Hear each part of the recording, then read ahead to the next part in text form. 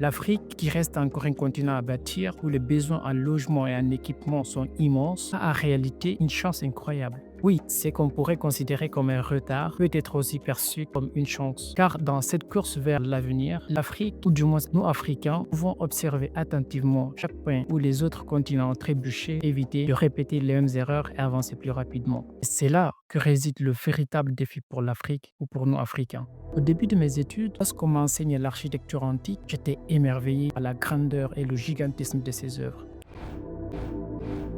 Quelque temps après, c'était l'architecture classique qui m'a aussi à son tour fasciné. J'ai pensé que c'était la voie à suivre sans me poser des questions. Une année après, on m'a parlé de l'architecture moderne et je me suis dit, ben voilà, c'est ça dont j'ai besoin, je vais bâtir des maisons modernes. Mais encore une année après, on m'a enseigné l'architecture postmoderne.